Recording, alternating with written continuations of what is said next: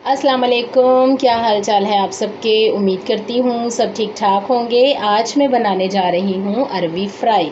अरवी की जो रेसिपी है ये बहुत ही मज़ेदार आज बनने वाली है। यहाँ पर मैंने अरवी लेकर उसको छील कर और इस तरीके से काटा है, ये देखें बारीक बारीक। और उसके बाद इसको मैंने नमक लगा के अच्छी तरह से मसल के धो लिया है और इसका पानी निचोड़ लिया है यहाँ पे, जैसे मैंने आपको दिखाया।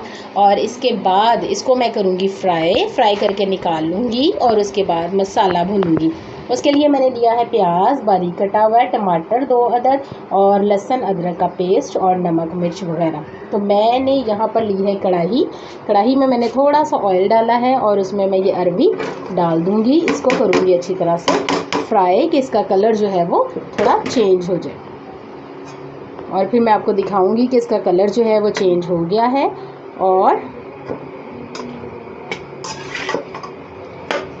फिर इसको मैं अलहदा बर्तन में निकाल लूँ और फिर इसी बर्तन में इसी कढ़ाई में मैं प्याज वगैरह जो है वो मसाला भून लूँगी, जिस तरह से प्याज जो है ब्राउन करते हैं।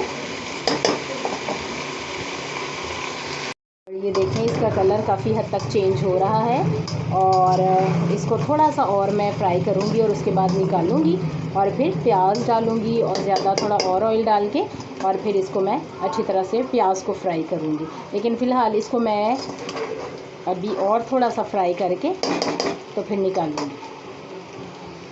मैंने फ्राई करके निकाल ली है और अब मैं इसमें प्याज फ्राई कर रही हूँ और यानी कि इसका मसाला रेडी कर रही हूँ।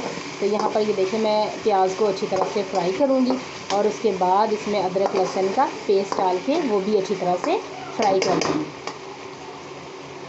और ये देखें जनाब, हमारा प्याज और अदरक लहसुन का पेस्ट अच्छी तरह से फ्राई हो चुका है।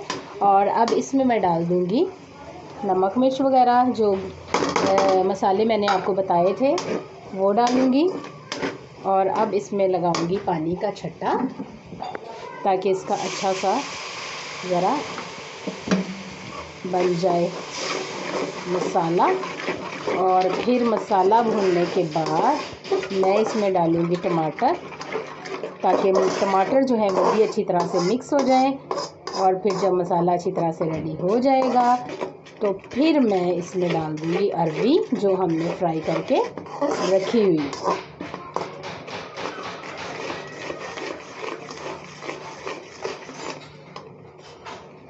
और ये देखें अब मैंने डाल दिए हैं टमाटर। अब टमाटर जो है वो जब गल जाएंगे, अच्छी तरह से मिक्स हो जाएंगे, तो फिर मैं डालूँगी अरवी। और ये देखें मसाला जो है वो बिल्कुल हमारा रेडी हो चुका है और बहुत ही ज़बरदस्त लग रहा है, खुशबू बहुत अच्छी आ रही है। और अब इसमें मैं फ्राई की हुई अरवी डाल दूँगी और बिल्कुल ऐसे टेस्ट होगा जैसे कि कोई चिकन या फ़िश फ्राई की होती है, बिल्कुल वैसा टेस्ट होगा और बहुत ही मज़ेदार बनेगी।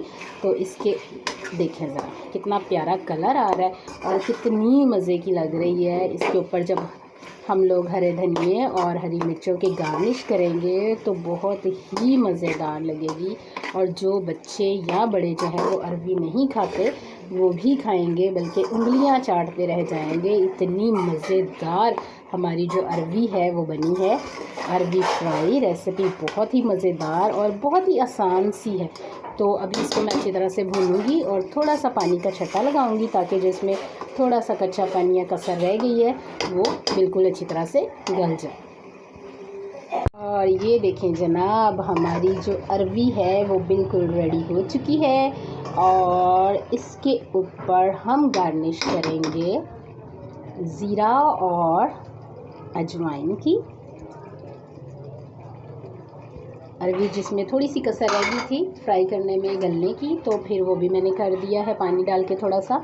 और अब इसके ऊपर मैं डालूँगी हरी मिर्चें और धनिया और इसको करूँगी अच्छी तरह से मिक्स और मज़ेदार सी हमारी अरवी फ्राई जो रेसिपी थी वो डन हो चुकी है। इसको मैं किसी बर्तन में नहीं निकालूंगी क्योंकि हमने इसमें ही इसको अंदर लेके जाना है और प्लेटों में सर्व करेंगे बाद में जब खाना खाएंगे।